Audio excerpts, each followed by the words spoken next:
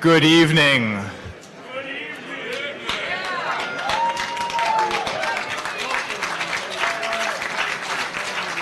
Ladies and gentlemen, welcome to Closing Ceremonies for Hope. This is the 10th Hope, 20th year. It's been okay, huh?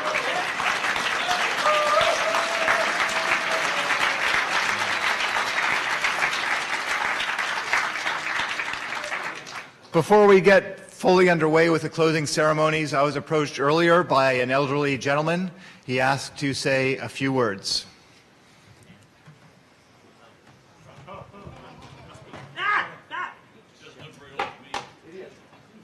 You broke my computer!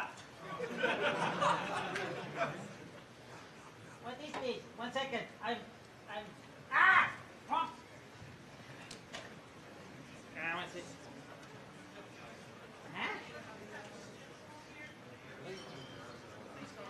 Huh? Big hole. Okay, yeah, now it works. Excellent. Okay.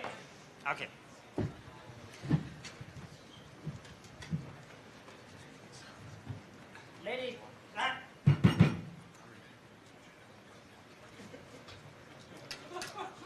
turn it on! Thank you. Okay. Like this first. Ladies and gentlemen, there it is. Turn on the projector, please. Yeah, there. Hello. Hello, Yonkers Retiring Club. My name is Dr. Gustav Beuschel. I came from Europe in 1945 for personal reasons, and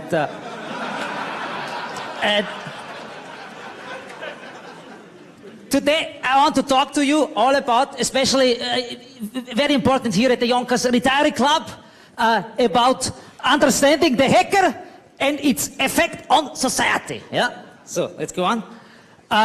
This is, by the way. Thank you very much. This is my, the PowerPoint slideshow was prepared by my grandson, Dr. Matthew Beuschel, and he's a gastroenterologist in Hoboken. Yeah, so, good. Let's go on. My PowerPoint presentation.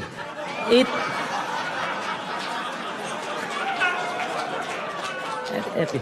Introduction, content, and happy. So, a little bit about myself. I am a psychiatrist. Yeah, I'm a psychiatrist. I used to study social outcasts.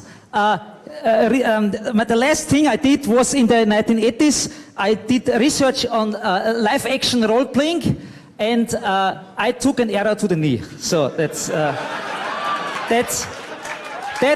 pretty much ended my career as a professional. Ever since I'm interested in things like 9/11 was an inside job and stuff like that, the connection of various things, I can hardly stand. Okay, so I'm a God-fearing person. That's what I want to show with this slideshow here. Yeah? And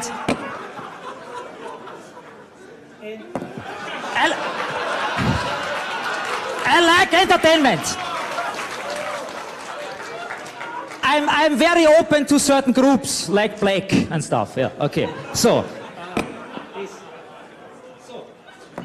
this is my grandson. Yeah. Today I'm here to talk about internet culture. Yeah. What do I mean with internet culture? So, for example, puppies. And Goatse, yeah. And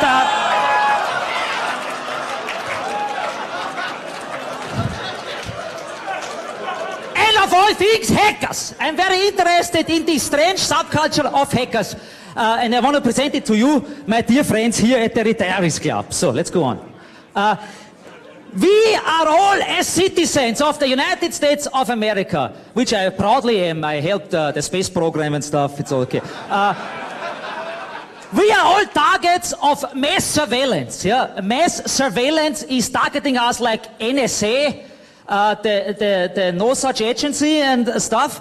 And so what I want to do today is address the problem of talking to hackers. Because I think we need to talk to hackers to get rid of this mass surveillance, especially because I don't want that so many things of my past come out. Yeah. So we want to talk to hackers, but the main problem with hackers is they are targeting the huge data masses. They are targeting what they think is wrong, like surveillance and stuff like that. We have to convince them in a different direction, and that's what I want to tell you today. So, fuck.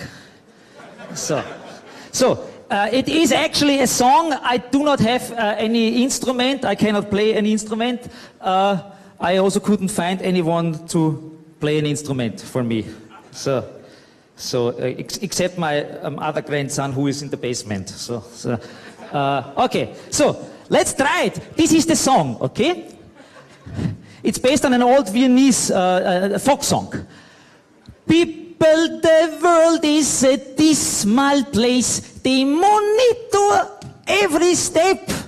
They're online and offline and in your face. The Freemasons are just a hip. On forwarding, forthright and straightly our facts to the Illuminati. They hide in the cookies as internet cache. Golly gosh, that is fresh. So.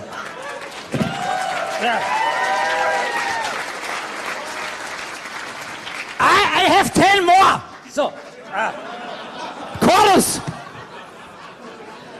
When I see a surveillance device anywhere, I shatter it with my cane. And if they replace it cause they are not aware, I'll shatter it with my cane. And if then at some point they grasp it, all these electronics are vast shit. We want the police back and guard and in charge. Nobody does it like Sarge. This is basically my message. We have to replace all security technology by police officers. You know? Because we can't trust humans, we cannot trust machines. You know, that's what I learned in the Third Reich.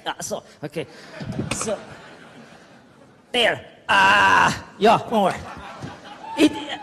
You like Olive Garden's Alfredo sauce.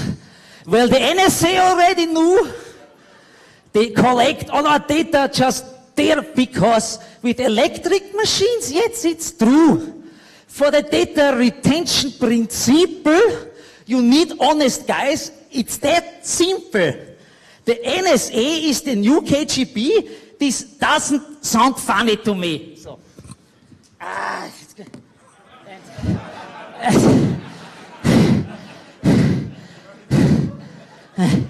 I mean, let me summarize. Policemen need fresh air. They need to patrol, and they get out of the cathode ray tubes.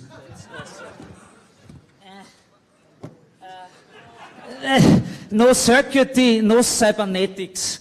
We claim situational ethics.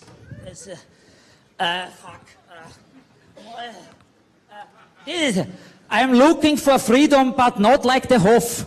These cameras turn me off. I like that very much. So.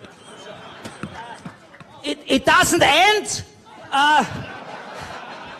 What have I created? Atari PC, PET 2000.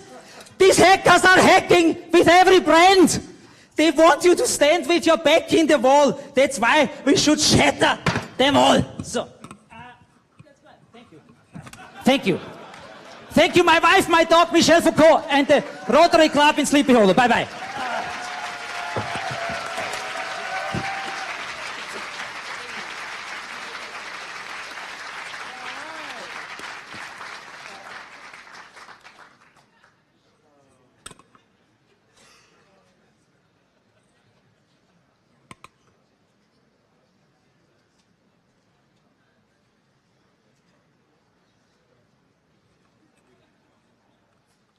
Well then.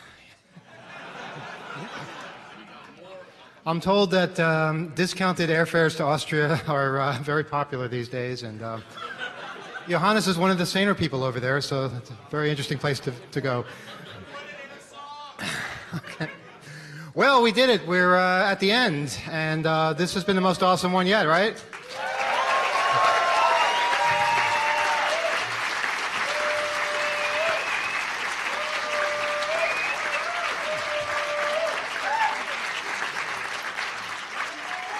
We'll have more people speaking about particular things, but I just really I want to definitely recognize the efforts of AV in this particular conference. It has been phenomenal. Maya, Adam, all of you. I'm blown away. And just for what you guys accomplished yesterday, getting Edward Snowden, getting the connection going. We heard from people at South by Southwest who had done this, that we did so much better as far as getting it to work, which is always good to hear. And of course, there are so many efforts. People here to say a few words about various things that have gone on. One of the things I really want to recognize is the network itself, because the network is something unprecedented here. We had 50 megabit in 2012, and we weren't sure. A few weeks ago, you heard about the whole thing with the distributor. We were having all kinds of financial issues, and we weren't even sure we were going to be able to get the same net connectivity. We were thinking, we were having conversations. It's not really about the network, right? People can come here and just watch the talks. That'll be fine, right? No one's going to complain. And yeah, well, and just, when things were at their darkest, Kyle here, who set up the network, decided that he was going to go out and get an even better network than we had before. And that's how we wound up with a network 200 times faster just when we thought we couldn't do it at all. And that's the hacker spirit, right?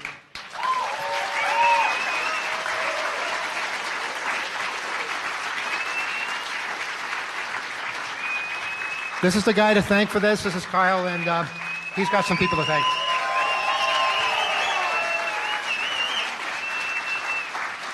Hi there. I could tell a lot of really amazing long stories. We were kind of up and down. I wanted to do this from the start, bring in our own line, and we've had a standing offer with Hurricane for a while, but we've never been able to make it happen. And it was getting really close. We had some problems getting permission with the hotel, and obviously the management situation has been changing a lot here lately. Anyway, fast forward, the contracts, nothing was really happening. People weren't talking, and we weren't getting permission to do the microwave fast enough. And I got really frustrated with how long that was taking, because we had like a month to go. So I made an inquiry to the people at RCN, and then I reported back to my network team, which is freaking amazing. You're going to meet pretty much the core guys and a lot of them in a minute. Anyway, and we'll discuss in detail exactly how that went down. So basically, in the last month, we got the right people together, and it was a really interesting coincidence of certain people getting involved and getting the right people talking. I'm really just interested. People have asked me, so what is your interest in leading the NOC? What is your interest in doing this? And I've said, well, I'm a hacker. I'm really interested in this stuff, and I'm not really doing this regularly, but I know enough about it, and I'm interested enough to think of an idea and push it forward. So that was really my goal, but I knew I needed a ton of help to do it. Anyway, I'm not going to get into absolutely all the details of how those communications went and what it took, so because I think the guys are going to lay it out pretty clearly what we ended up with. But we eventually worked with RCN and got a patch, and then it was weeks of uncertainty about permission and exactly what the hotel would allow us to do. Anyway, again, it took a long time, and I was really uncertain and frankly scared to death that I was going to disappoint. And well, we have a whole new core in the NOC, and it's a whole new team, and that itself was really odd, because I was creating teams with people that I hadn't met and that probably hadn't met each other. So that additionally made it kind of really nerve-wracking. So without further ado, I'm just going to thank everybody I could think of in the last couple days when, in between doing other stuff, and then the rest of the story I think we're going to share with you during our presentation. So first off, I'd like to thank Emmanuel for believing in me and letting me kind of run with the ball and see what we could do. I'd also like to thank McFly. He couldn't be here, but he helped set up a lot of other connections. I'd also like to people connections to get talking to the right people and get us moving. Winnie also helped a lot with the design. It's not necessarily network stuff, but he was very involved remotely from Germany. And on a related note, Niels from the CCC and the C3 NOC in general, they, good friend of mine put out an inquiry over Twitter and stuff like that, and they actually talked about it and came up with, well, what they could do. And to that end, Attila, who you'll meet in a second, was able to communicate with me and sort out stuff with wireless and a lot of other core stuff that we put together. I'd also like to thank Dragorn, who is our previous NOC lead. He did a fantastic job doing a write-up of what he'd done in the past, and we were able to use that as a template and take the good from it and then improve on what we thought was feasible. Also, let's see, Nick God helped a lot, and there's another whole batch of people from our group that I just didn't have time to add. I'd also like to thank Roach and Dragos and Jacob and a lot of his friends and some of the other guys that just showed up as volunteers. Also the NOC pool, they helped us out a lot as far as coordinating another set of access points. We got half from Cisco, and then we got the other half from NOC pool. And Nick Farr helped out with that. He helped fund a little bit of the deposit for that. That was good. Also, I'd like to thank Fernando and the staff here at the hotel. They gave us a tip about there being dark fiber in the building, and that was installed here for a fucking Super Bowl party or press room or some stupid shit like that. And they don't even know what the fuck they have, and they don't even know the difference between single mode and multi-mode. But I really appreciate their help.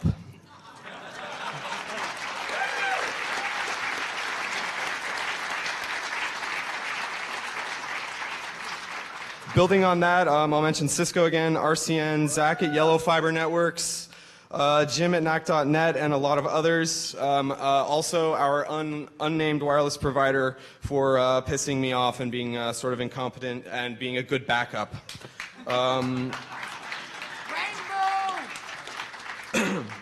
Also, everyone who listened to me talk about network shit for a year, I'm sorry. I really wanted to get this right. So thank you very, very much for that.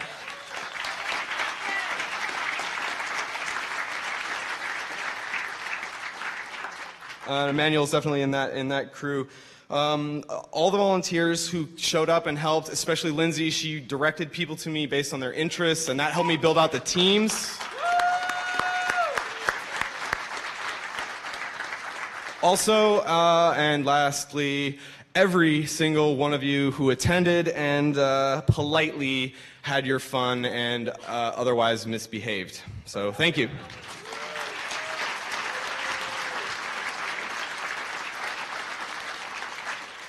As I said, I could go on, we could talk about the future, we could talk about what we're going to do, but I'd really like to relish the moment and be, well, really thrilled at the precedent we've set because, well, I think it can only improve from here. And I'm really honored to have been able to lead and have met a lot of new people that I think are going to stick around, especially, and including the providers. I'd also like to thank, well, Daily Dot and Mandrill helped out financially too. Mandrill, big time, because we eventually got the cost of patching it and connecting it paid for. So that's pretty cool because it was essentially free.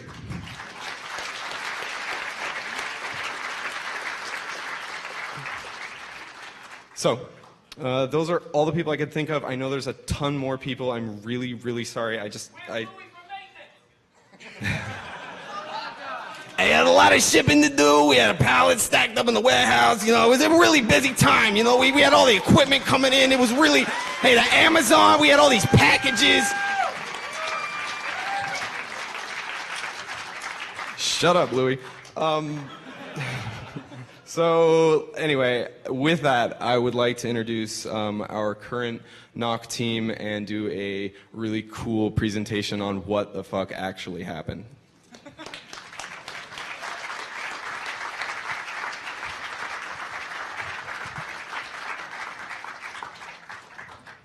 Hi, everybody. So I first got to say the intro was fantastic. Covered a lot of the bases. I'm going to go through really quick just some of the background of what exactly we did here, how we were able to pull off bringing 10 gig to you, and help you push more bandwidth. So our start, as Kyle was saying, we were asked, he asked the CCC or C3 NOC a month prior to Hope if they could assist with running the network this year. Attila and FICO reached out to myself 2 weeks prior to the conference to get help with the core and connectivity issues that they were facing. In less than 2 weeks, 7 business days to be exact, we managed to get 10 gigs of connectivity established to the Hotel Pennsylvania. It's pretty cool. So I would definitely call that a miracle. I've never seen telcos work so fast. The coordination that took place in order for that to occur, we got 10 gig of transport connectivity from RCN to 111 8th Avenue, which is the Google data center, and Equinix. We got a cross connect between RCN and HE. We got 10 gig transit sponsored by Hurricane Electric. We had to get LOAs in from 2 different service providers in order to get the IP space that we needed to run the network. And we had to get an IPv6 allocation from Hurricane Electric. Special thanks to Reed at Hurricane and Peter at RCN for really pulling the strings to make the telcos move quick.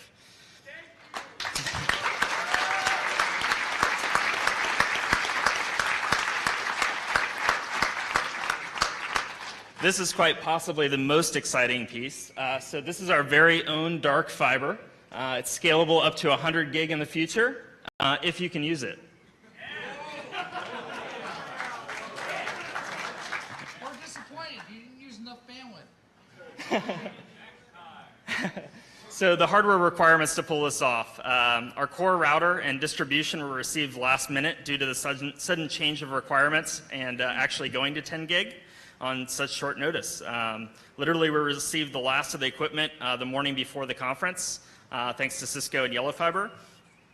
Core router, distribution, and optics were provided by Yellow Fiber. The wireless controller, optics, and access points were provided by Cisco and NOCPool. In terms of our IP space, we got a /19 from RIPE through Falco Networks, and we got a /23 in the Erin region from Sleekwa. We also got a 48 of V6 with some Easter eggs hidden in, if any of you picked up on it. So the hex to ASCII for our uplink interface to Hurricane says 2014 Hope.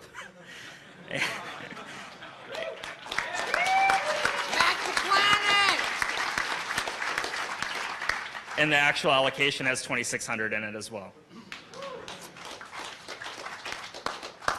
The network core, we had a Brocade XMR 4000 backbone router, which is capable of up to 960 gigabits, populated with 80 gig of optics ready for consumption. We turned up 5 of those 8 ports this weekend.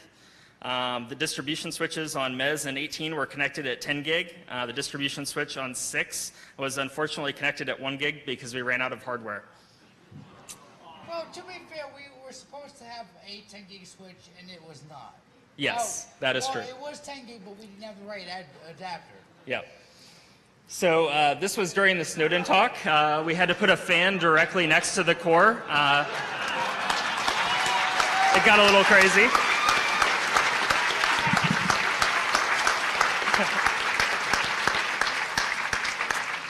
This was our distribution up on the 18th floor.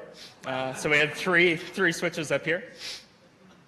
The buildup of the network, fiber service was completed on Wednesday night. Attila, FICO, myself all came out and we tested with a light meter, which revolved some silliness because where it was delivered was like right in the middle of a ballroom, and they had an event going on the next day. So we literally had to hide the fiber up in the crown molding to go down the hallway. Oh God, that was horrible. The rest of the network was actually completed in one night.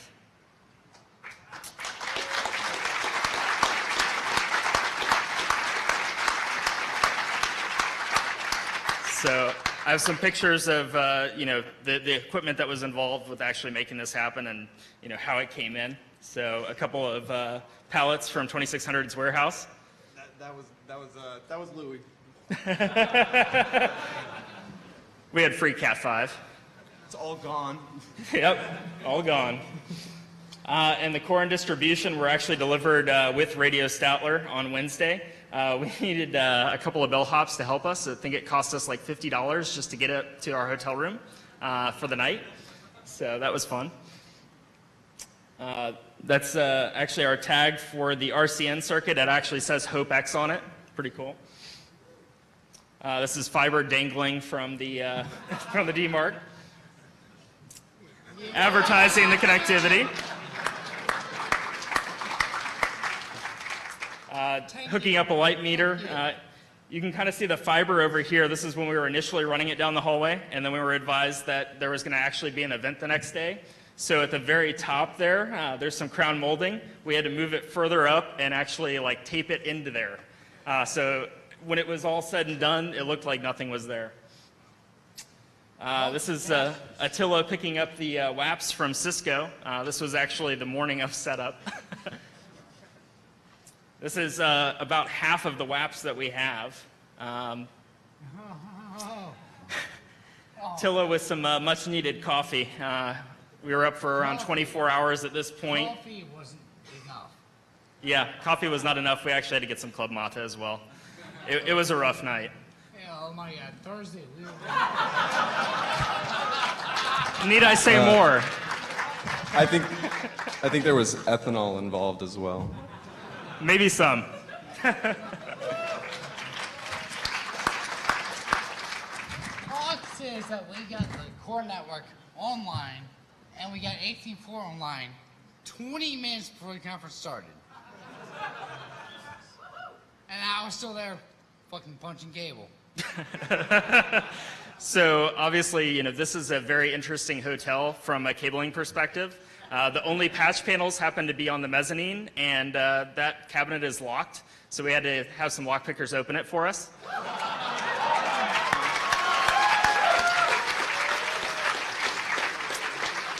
So we were able to connect the lobby, mezzanine, 3rd floor, 6th floor, and 18th floor.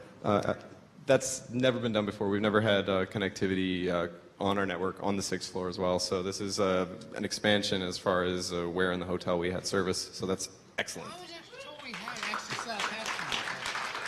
So we ran, in order to make this happen, 850 meters of fiber. 7,000 feet of copper with another 7,000 to spare. And we had to rerun the connectivity from the mezzanine to the 18th floor 3 times. It was even approved by the Australian government. If you don't believe me, ask security. Tell them the story. So just to put the amount of fiber in perspective, 850 meters of fiber is 2788 feet. And just how tall is that?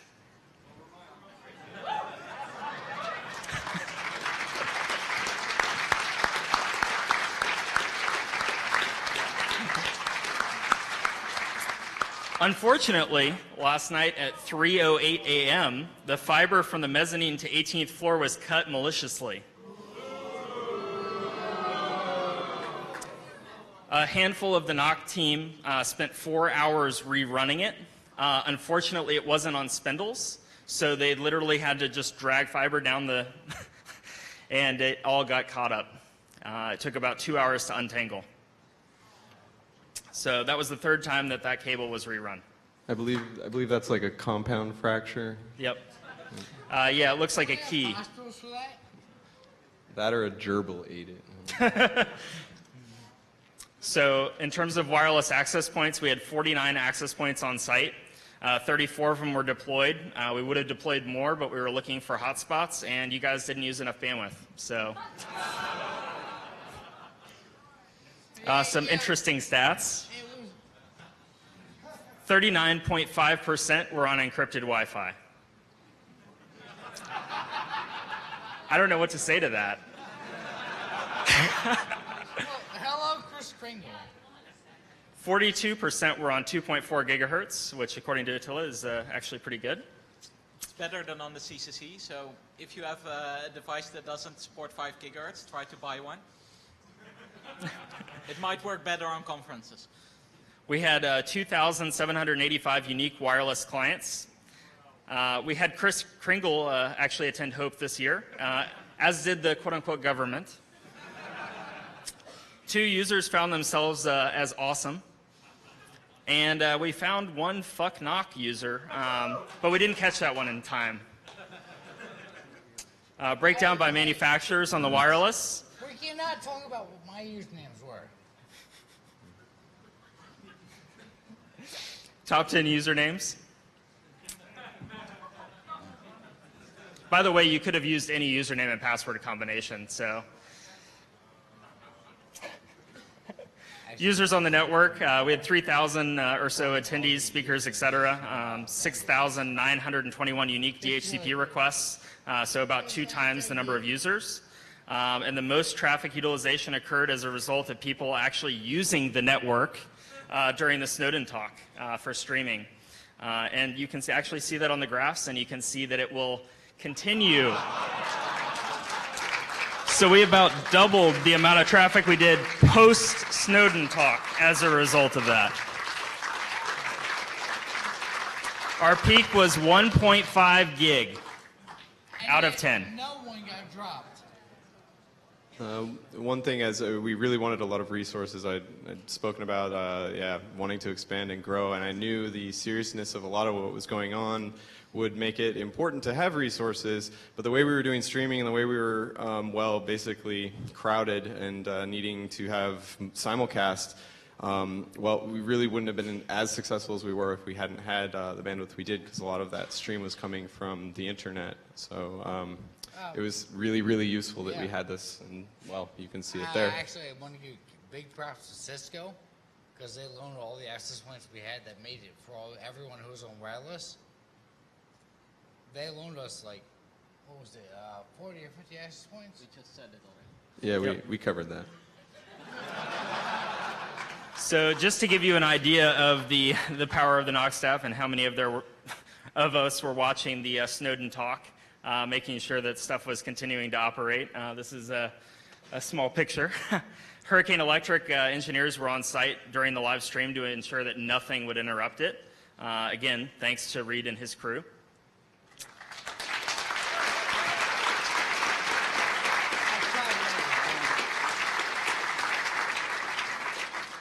One of our last-minute NOC projects was a bandwidth utilization meter, which you might have seen in the mezzanine level. This is it when it was actually spiking and into the red. It's pretty cool. So it was designed to promote the Push More Bandwidth campaign that we were trying to put out there, if you didn't see it. Created by Eat Berries and Mao. Yep, it was a blinky tape. It was actually tied into our network monitoring system. So some interesting use cases that we saw. Mirroring of all of Slackware. Port scanning the entire internet. Hold on! I'm still posting the entire net again. It's still going on. So we actually had 2 different pieces of software scanning the internet from 2 different IP spaces, which was pretty cool because we actually had, Netherlands IPs and we also had US IPs. And so they were actually split across the 2. So it'd be interesting to see what the difference of the results is. I'm actually Trace routing of unique paths to various endpoints on the internet. Honeypots. And we actually had someone reach out to us on Twitter and ask if they could put a server in with a 10 gig uplink. We actually gave them a feed directly to the core. For the next NOC, you can actually host servers with us. You need 10 gig. You need it. So some observations. At a security conference, attendees failed to realize that they were on public IP addresses and frequently asked us why. No NAT for you. It doesn't scale. Even with signs up to promote the Use More Bandwidth initiative, you failed to saturate the network. In fact, the peak usage was only 15% of the capacity. But Attila won his bet. Nick God from Radio Statler bet $50 that we wouldn't push more than 700 meg. We hit 1.5 gig.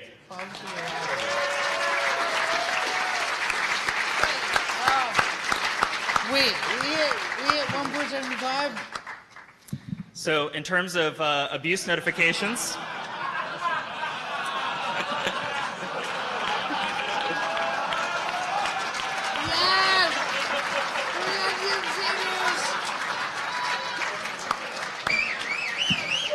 To be fair, we only got one DMCA notice. I was Only amazed. one. Only one. I'm sure we'll get a flood of them tomorrow. We only got one for the entire weekend. The interesting thing about this notification, first it's PGP signed. Good for them. Wait, really? It was signed? To the user that this was directed to, please follow the instructions here. Stop downloading or uploading without authorization. And please permanently delete from your computers the unauthorized copies of Spider-Man 2. I'm sorry. Does unauthorized computers mean what we're seeing? So they were even nice enough to include an XML version of the DMCA in case we wanted to speed up the process of handling it for them. And your IP address, user that downloaded Spider-Man 2, is 199.58.206.163. So if you could just follow up with them, that would be fantastic.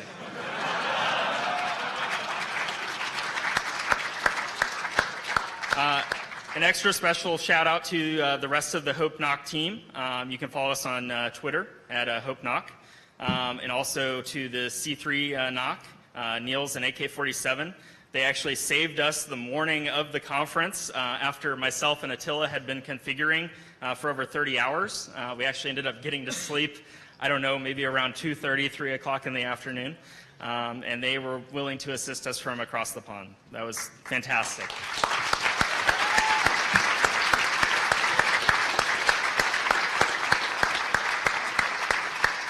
And it definitely wouldn't have been possible without the sponsors listed here. We really appreciate everything that they did, especially so last minute.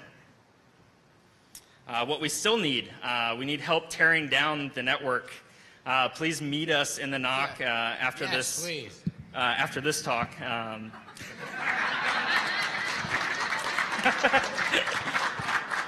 What we look forward to next, we want users to expect decent bandwidth at these conferences. We want you to show up with your servers and wired connections to connect to the network and push more bandwidth.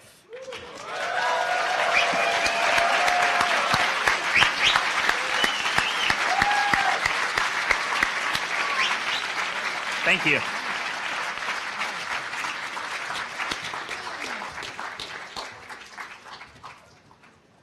Please, we only pushed 1.5 gig over a 10 gig connection.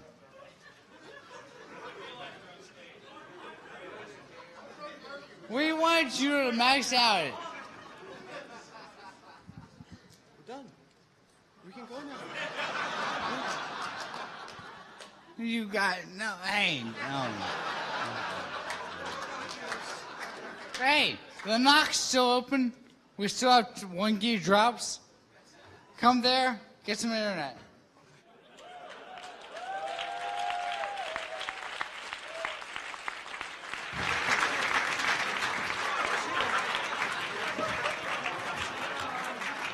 There will be no dying just before con ends.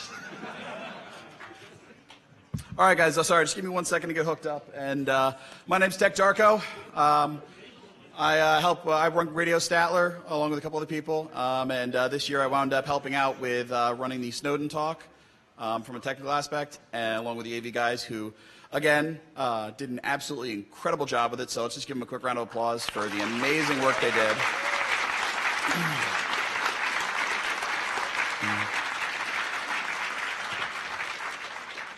And I also was helping coordinate streaming, which I'll get to in just a minute. No, I don't need sound. Although if LibreOffice would, there we go.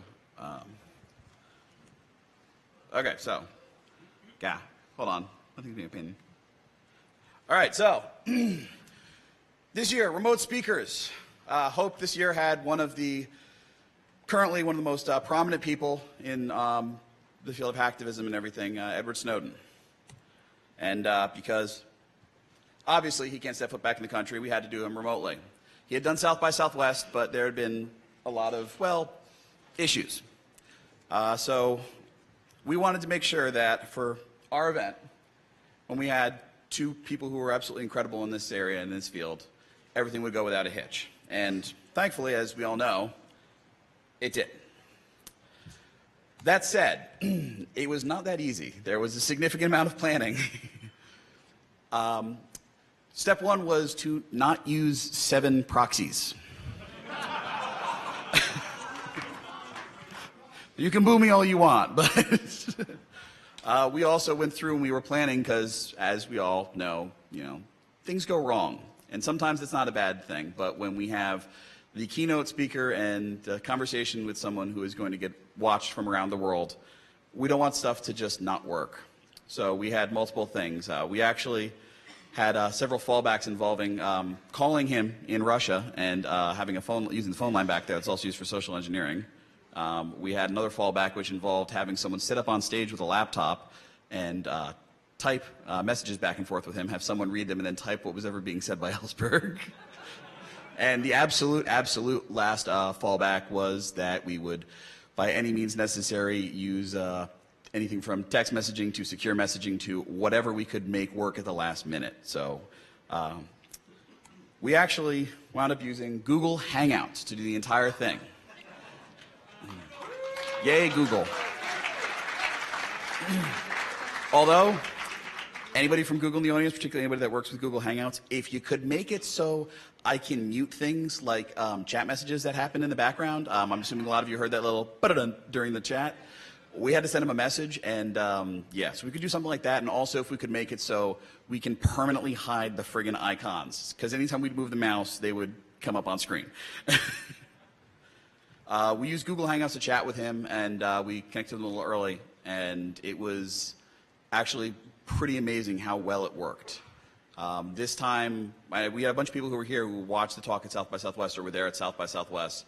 And one of the complaints that we had heard was that when last time he did a remote session, it was less a video and more, I'm going to quote actually Mitch here, a series of still images stuttering together.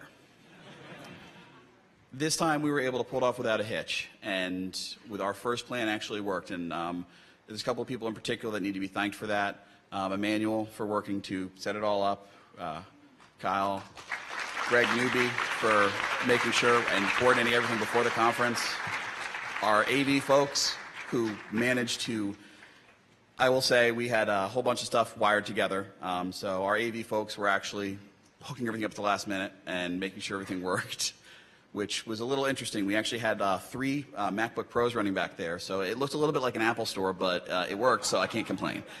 The way we were pulling it was actually the same way we're doing it right now. We pulled from the DisplayPort, used VGA. We also learned another little interesting about Google Hangouts for the Google people here. Can you please make it so that when I plug in a USB sound device, it can send and receive audio to it at the same time? We discovered the hard way that Google Hangouts does not like that. So we had to use 2 USB audio devices, professional USB audio interfaces to send and receive audio. The Snowden talk was important for us, and we knew that there were a lot of people who weren't here that wanted to watch it. As such, we did remote streaming this time, and I'm going to talk a little bit about how we did, and then I'm going to bring up the folks from Internet Society who handled the entire thing for us this time. Sorry, I was doing some stuff last minute. So, this map. Hold on, sorry. Friggin'.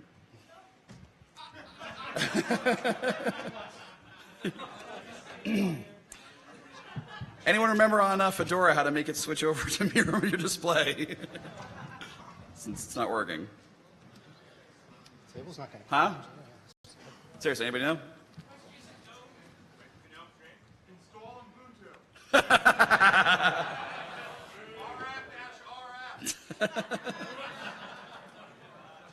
I apologize. This is actually the first presentation I'm doing with this, so it's my fault for not really preparing in advance. There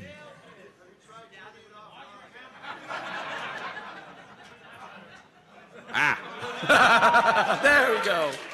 So, this map here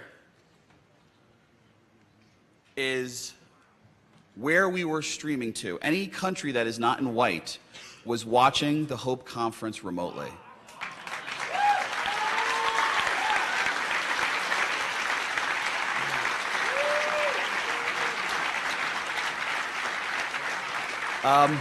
We were actually trying to see if there was somebody who knew someone who worked in Antarctica. We were trying to see if we could get all 7 continents, but unfortunately we weren't able to reach them. That said, we were 6 countries, just about 6 countries from getting all of Asia, Middle East, and Oceania. We had people watching in every country in Europe. We had people watching in every country in North America, from the majority of South America, and from parts of Africa. All of the 6 major continents were watching this talk and were watching this conference.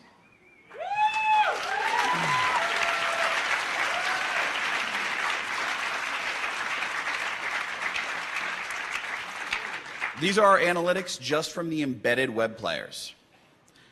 Just from the embedded web players, and we know for a fact that a lot of people were also watching the live stream, and we also know that there were several organizations mirroring our stream that other people were watching. Just on the embedded web page, we had over 15,000 unique viewers. If you combine that with the another 1,100 from Radio Statler listening to the audio-only feed to the viewers on the live stream, that alone brings us to significantly over 20,000 people watching this conference.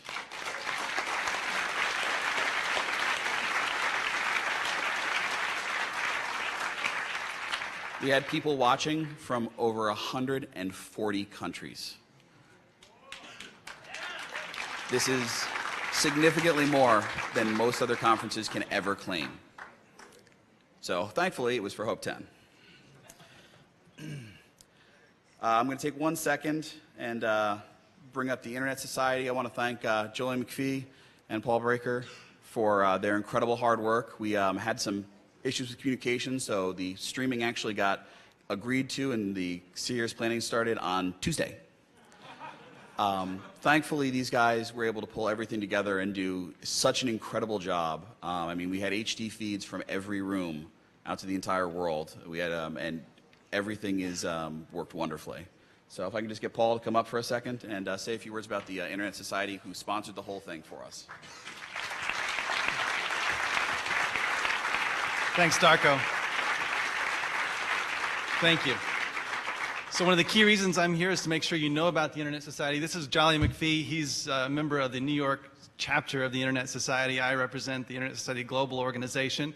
But if you don't know about them, we were set up 22 years ago by a couple of hackers named Bob Kahn and Vint Cerf, who did something really special. They created the Internet. So we were set up by them to continue to make the Internet better. We do many things to make the Internet better around the world. We're a global organization of 65,000 members. We want you to be members. We want you to join a chapter. And we were so thrilled to bring this content to all of our members, but to the Internet at large. We hope to be here in 2 years to do it again. This is great stuff.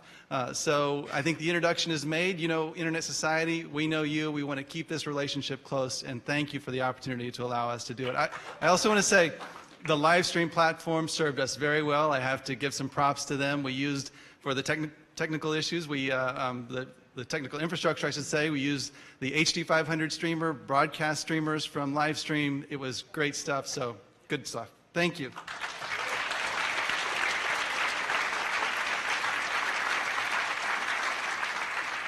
I just want to say that the slogan or the motto of the Internet Society is that the Internet is for everybody, and I'd like especially to thank the Hope Knock for bringing the Internet to us as well as everybody else.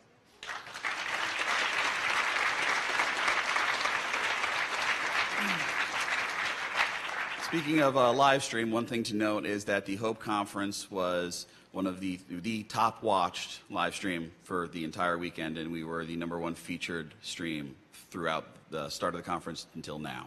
So that's pretty impressive for the first time we're doing real streaming.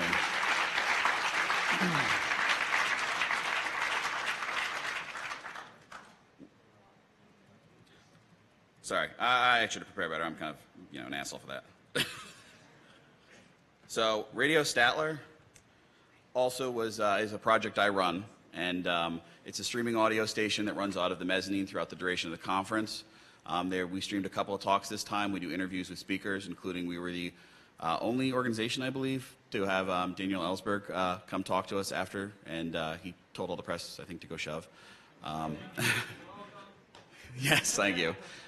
We also had Drake and many, many others of the speakers, people who were here from organizations, Hackerspaces, EFF ACLU, and our goal is to bring the con to people who can't make it and to improve what they get from remote. As part of that, there's a few people I just really want to thank because I got bumped to core staff this year and had a crap ton of stuff to do, so I really want to thank the 3 guys who really picked everything up for me at Radio Statler, which is Stape, who takes care of all of our web dev, Nick God, who takes care of all of our engineering, and Beaches, who takes care of all of our program and direction and everything. And so just give those 3 guys a round of a hand. They pull off an amazing job.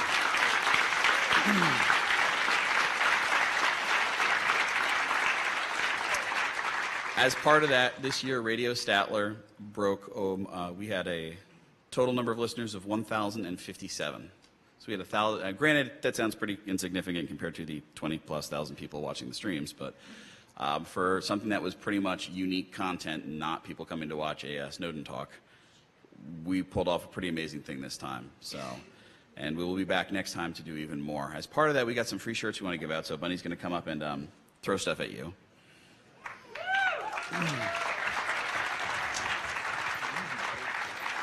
Oh, and Johnny Xmas. So a few of the things we just want to talk about with Statler. Johnny Xmas and Bunny actually used to be our program director and has decided to start enjoying the conference again, which if any of you have ever volunteered at a conference, you'll understand. Johnny and his girlfriend Babs also stepped up and really helped us out and helped out with Twitter and our outreach. And we also want to thank Aesthetics and Naomi and Andy with the press group for helping us make sure that we were able to get access to the speakers and that the speakers were advised that we were there. Thank you guys for everything. I mean, we did the conference did some amazing stuff this year, and hopefully in 2 years, we're going to blow all those records right out of the water.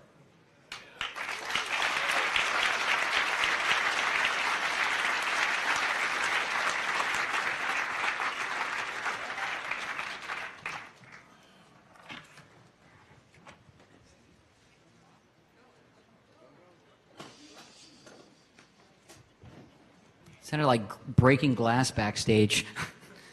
Thanks for coming. We did some new things this year that we hadn't done before, which is like a whole series of movies, which turned out to be really successful. Some people were out here till like 3 o'clock last night watching Algorithm, a new thriller film, which is online, available for free. I want to thank a few movie directors who came and showed us brought their films, traveled across the country from California. Jonathan Schiefer of Algorithm, Brian Knoppenberger for The Internet's Own Boy, the story of Aaron Swartz. Very compelling film.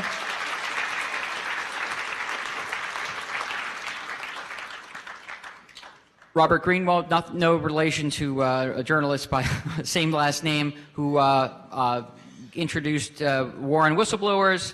Johannes with his film I can't pronounce the name of. The Investigation Discovery Channel, who screened the world premiere of Nowhere to Hide, starring our biennial speaker, Steve Rombaum. So that was all entertaining. Did you enjoy the movie series? Should we do that again? All right. Maybe we'll do even more next time. On the radio front, there's Radio Statler, but we actually had an actual radio station here with antennas transmitting around the world. The FCC gave us a special call sign, W2H, special event station for Hope X, and contacted 9 or 10 countries using low power, about 10, 20 watts, including Russia, Panama, Italy, France, Cuba, Germany, Sweden, Spain, and a whole bunch of states. This was great. They're going to get a special QSL card from the W2H station here at HopeX. And communications, it's all about. They know. Oh, and one final story. Lindsay's going to mention the ham radio exams, but I ran into an engineer while we were putting the antennas up on the roof of the station. An engineer he's part of the maintenance crew here at the hotel. His name is Kubak. He's from Poland. He has an electrical engineering background, but he does hotel maintenance. He said, "What are you doing?" I told him what we were doing, and I talked him into coming to the ham radio exams. He took it. He passed. We have a new amateur radio licensee. And Lindsay's going to talk about the success of that project. Thank you for coming.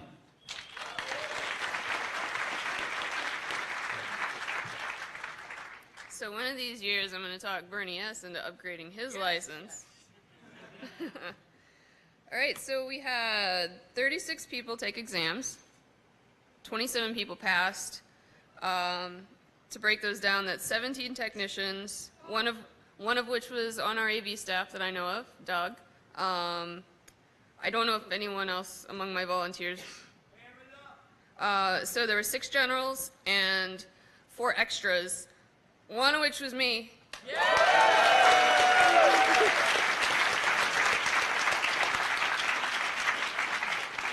So normally I'm giving exams, and finally I sat down and took one and passed it.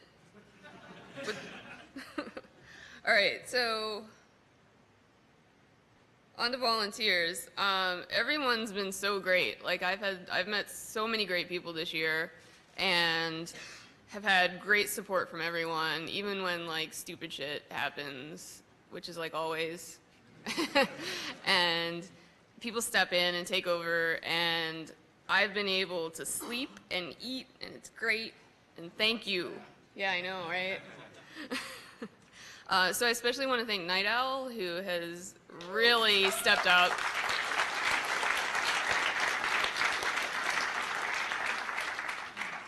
That kid, just wow. JP here in the front, I see him. He saved us on a few things when, like I said, shit breaks.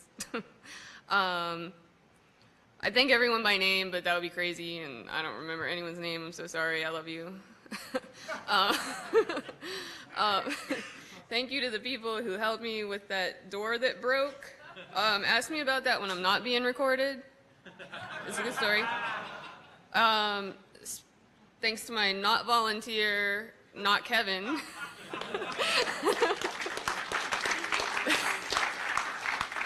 He and Johnny Christmas gave me a lot of moral support at the Club Mate stand, which I could not have survived without them. Oh, and sidewalk chalk. That helped. That helped a lot. I'm sorry. Where did we find sidewalk chalk? We found sidewalk chalk. All right, so I want to thank John Harlicker, who's done all of the cleaning on the mezzanine level. He's amazing.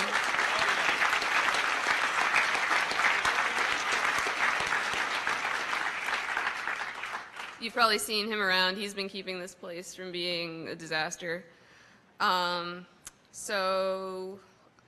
then I have some people to thank from AV, because they're busy taking things apart. So all of the students from City Tech have been great. They made this thing look amazing and sound amazing. And it really came together thanks to them. Erin, who led them, Erin Graby. She was our production manager. We had Nick Harper as our master electrician, Jason Myers on sound, and some special thanks to Andrew, who took over video, and Chris Beauvois, who went out at like 2 a.m. to buy shit so the Snowden thing could come together. Thank you so much.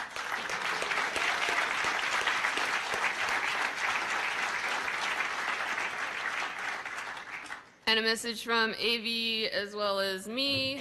The best way to thank us is to help us strike. So Let the booze flow very freely and they will be happy. I don't think so.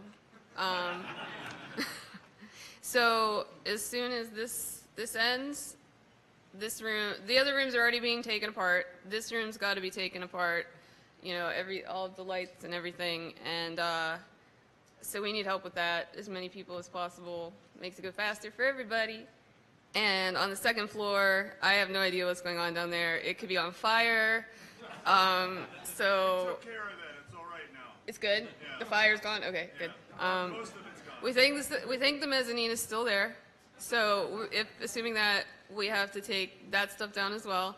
I have some minor swag for people who help. Hint, bribe, please.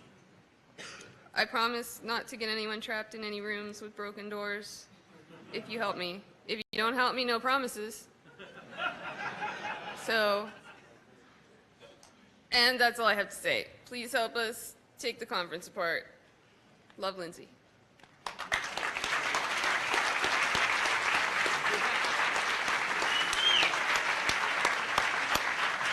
I think Lindsay deserves more applause than that. She made this whole...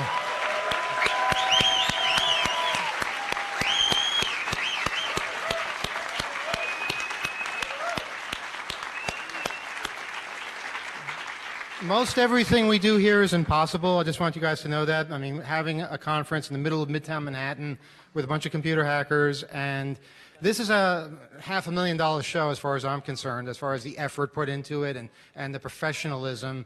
It's simply incredible, and we do it with volunteer effort, and that's what makes it possible, because there's no way, that's why you don't see conferences like this very often. And I want to thank you, the attendees, because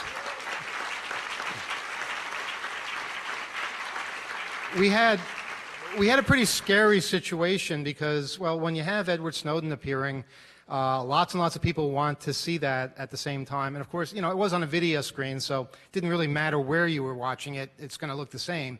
And we just had to ask people to be patient, and we were dealing with fire marshals and building inspectors and things like that.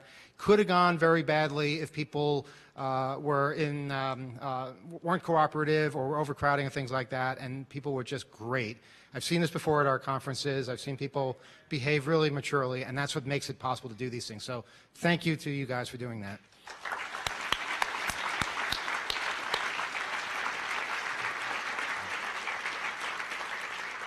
We also have one of the best security staffs in the world as far as keeping things safe, keeping things professional. I'd like Brody to say a couple of words about the team that he led.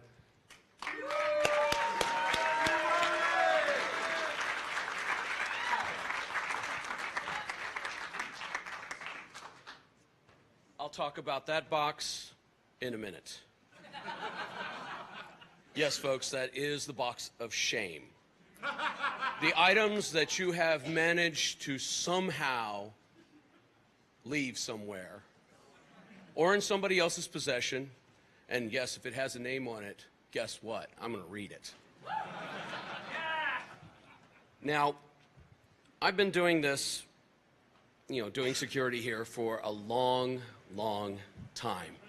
I think one of my friends said a couple nights ago that if our friendship were kids, they'd be legal to drink right now. Now, I have a right-hand man who has been through thick and thin, has been here. I got hit by a car, I think, before, which Hope? 06. And wasn't able to make it here, and he still carried on. We planned for it. I just couldn't make it here. I was stuck in a hospital bed. But anyway, it's my friend Kush. Come on up.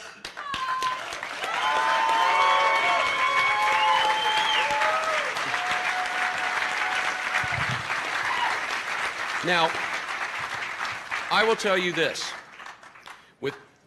We've had to deal with all kinds of craziness in this hotel.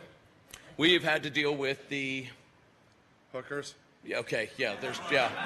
Rule number one, well, rule number two, no hookers, and that was because of a couple of cons ago, and somebody decided to save a couple off the street, and it's a long story. I will tell you this conference. She was about 12. Yeah. Oh. So, back to the talk about security.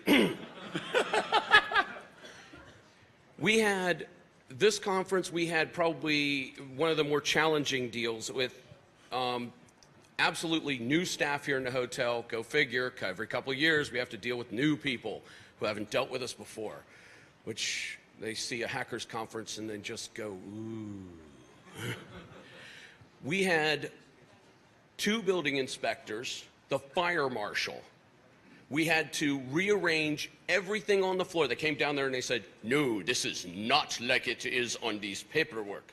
And this paperwork was from, I think, 3 revisions ago, and everybody else panicked. So we got everything set up, taken down, moved, and they signed off on it. And then they said the fire marshal will be coming by, and we lived in fear of that for the whole weekend because thank you, New York City, for changing the fire code and requiring us to have even more staff brought in at the last minute. Does anybody know who the company we got, Tiger, was it? I believe it was Tiger Security. I think it's Tiger Security supplied us with the fire watch folks that kept us in check and okay with the fire marshal. At 10 o'clock at night, yeah, Thursday night, they provided. Yep, they were called in at last minute, and I mean, they came in, they delivered. They were there the next morning. I mean, I maybe had 4 hours of sleep. So with that said, I would like to applaud every one of the people in the red shirts, and if you're in a red shirt, get out of your seat, stand up.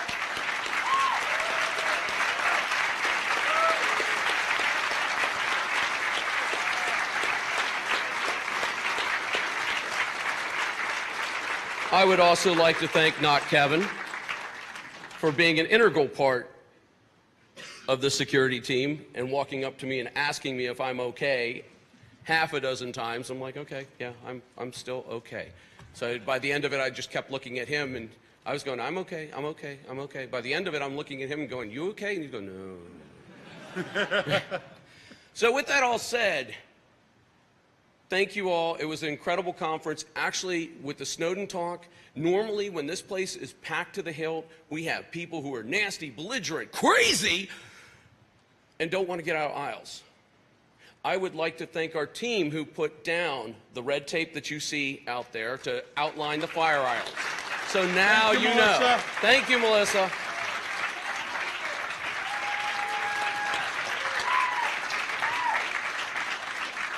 It was epic until I tried to clear a lane that I thought was an aisle, but it wasn't an aisle. I know, they looked at me and they were going, yeah. I would like to thank Warlord for telling me, yeah, Mike, that's not an aisle. So anyways, with all that said and done, it is time for the box of shame.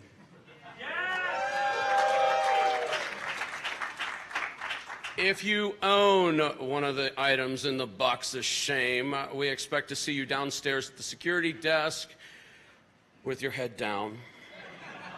In reverence to the people that found your items and brought them to security, and some of the things that we had that were brought to us, a wallet. What was it, $100+ in the wallet and everything? About $125. $125. Plus credit cards. Plus credit cards. You should have seen his face when he came by and he went, oh my gosh, you guys got this? And he's looking inside and there's money in it still, and I'm going, you will find out in a second. First of all, somebody was obviously really cold. It's a really nice jacket. It just doesn't fit me, and I live in Florida, and these things don't exist. Numerous water containers.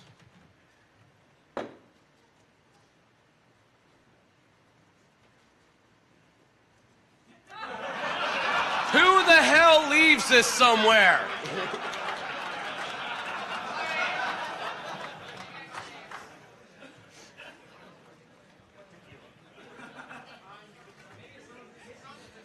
I'm telling you, I'm putting this up on an FTP site. If you do not claim it, these pictures could be really cool or really embarrassing, your choice. They're really embarrassing, I looked. Okay. Somebody think this is funny and leaving this in the lost and found?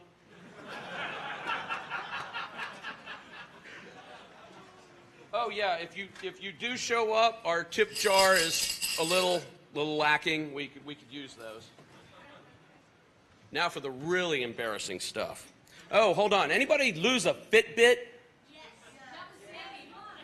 Hey, you got a Fitbit! There you go! Well, it has lived for another day. Let's see. Let me see if I can figure this one out. Let's see. Can you read that? I don't have my glasses on. 4? No.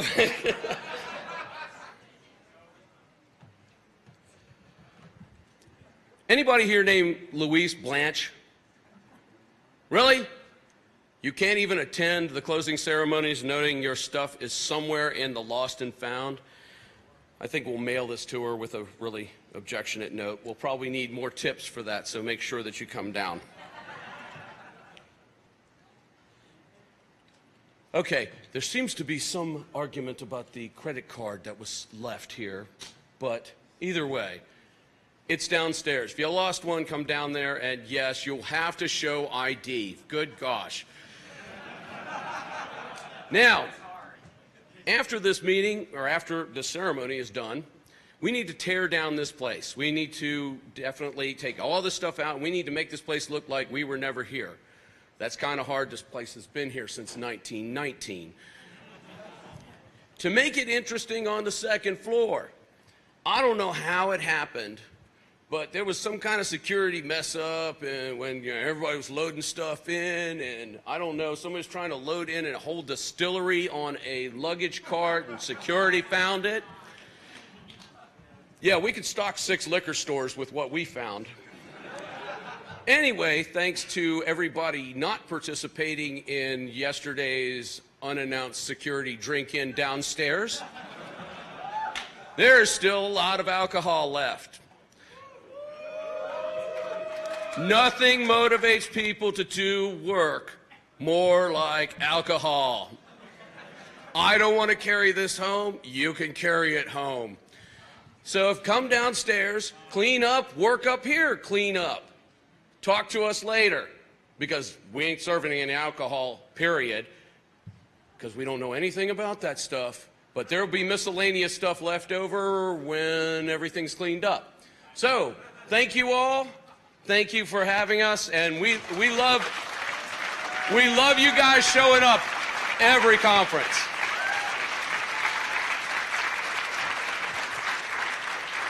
Oh, last but not least, but I have one of these shirts left over. I don't know where they came from. Anybody want one?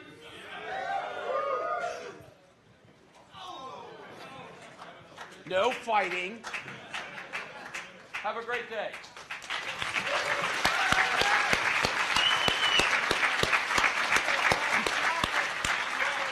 Hey, did you guys thank Big Frank? Did you thank him?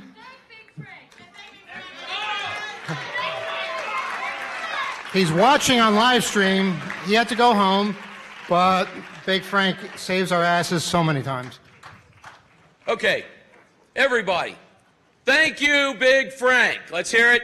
Thank you, Big Frank. Frank, I am so sorry. I messed this totally up like I do every year and forget something. Okay, we want to wrap this up. A couple of more things we have to cover. First of all of you, at some point or another, registered for the conference, and if you did that, you registered through Mark's program, and maybe even saw him at the registration desk. I'd like to say a couple of words about what it was all about, how we put it together, and any other features.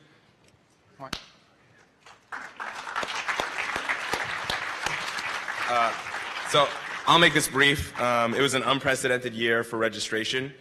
We had over 2,000 pre-registered attendees this year, as well as the hundreds of people who came and bought tickets at the door. I've been told that back in 1994, it could take 15 minutes to check somebody into the conference. And at our peak on Friday morning, we were doing on average 1 check-in every 10 seconds. So I hope that made it easy for you guys to get in and get where you wanted to go. We also took Bitcoin this year for the first time, so for the pre-registration. So a lot of you took advantage of that. That was really interesting to deal with. I would like to just thank the core registration folks who helped out. There was Junce, Mike, Mark, Regina, and Ben. Thank you so much. The dedicated volunteers who unpacked thousands of trip glasses that we could hand out to all of you and broke down all those boxes. Thank you so much. Thank you to everyone that kept us company at the registration desk and hung out with us, made our lives more interesting and enjoyable. And thanks to all of you for really making it easy for us. We really didn't have any problems. Everything went really smoothly, and I hope you guys had a great conference. So thank you.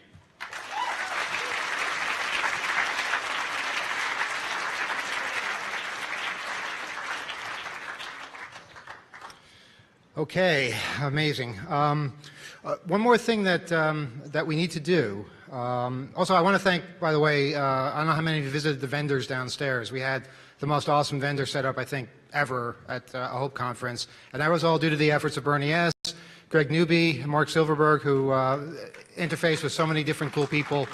So thank you very much to them.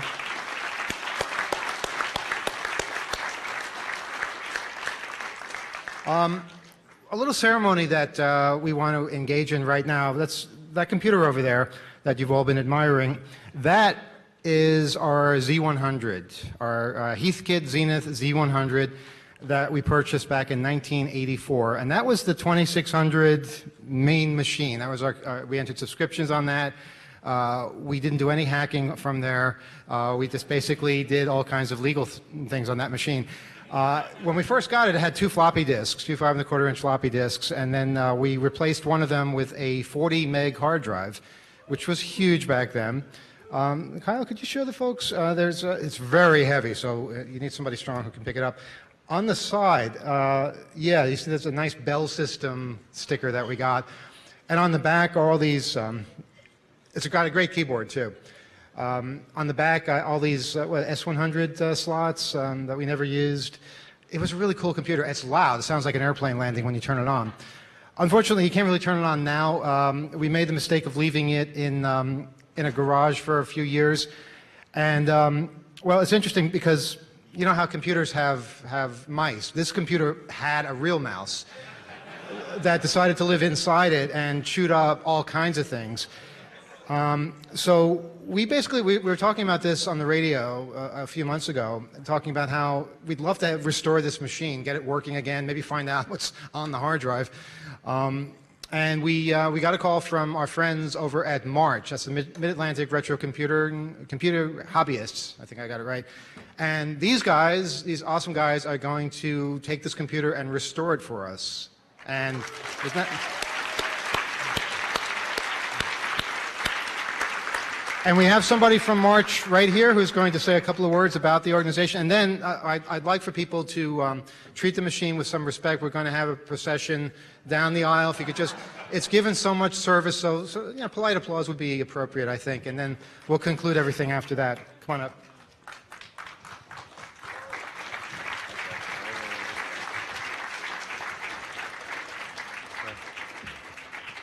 Hey everyone, I didn't know I was giving a talk until a little while ago. So I'm Evan, this is Jeff, Schroeder, Ian, Mouse, and we're a few of the members of March. We 10-year-old user group. Thanks to everyone who came to our Apple timeline downstairs. Quick little non-commercial plug. We have a computer museum, a bricks and mortar museum in Central Jersey on the shore, midatlanticretro.org, where we do everything from 80s 8-bit micros to 70s S100 computers like this, to 60s and 70s mini computers, when mini meant smaller than a mainframe. And we're even starting to build a collection of 50s and 60s mainframes. So what we do is we restore this stuff, make it work again, just for fun. And Hope has done so much for us over the years. We're happy to give back what we can. And so for the next Hope, we'll bring it back running.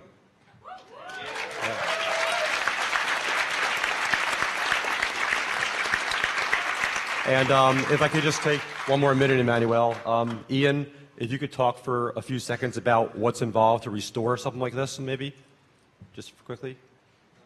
Gee, is this thing on? The micro? Oh, wow. See, you put me on the spot here. It's, gee. Improvise. Sorry, the beauty of a machine like this is that it can be repaired.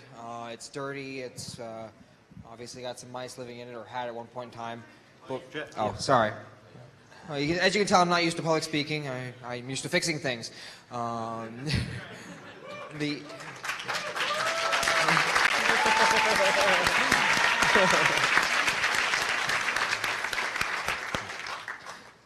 But no, seriously, these old machines are really wonderful to work on. It might look bad now, but it can be repaired. It can be dismantled and cleaned. Damaged wiring repaired. Damaged components replaced. Uninstall that unintentional mouse upgrade. And it can be made to run again. And hopefully, I can get the hard drive to run again too, as well. But we will definitely have it running for you at the next hope. Thanks, everyone.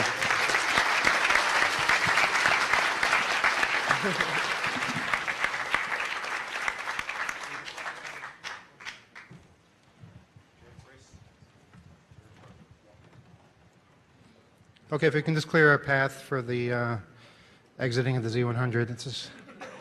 No, this is emotional. Okay, this machine has been, it's 30 years old, like the magazine. And hopefully next hope it'll, yeah, okay.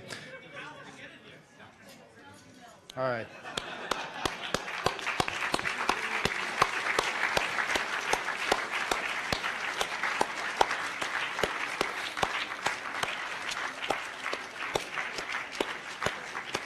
People are throwing flowers on it? That's awesome. How do they even know? Very cool. Thank you. Thank you for the respect for old machinery.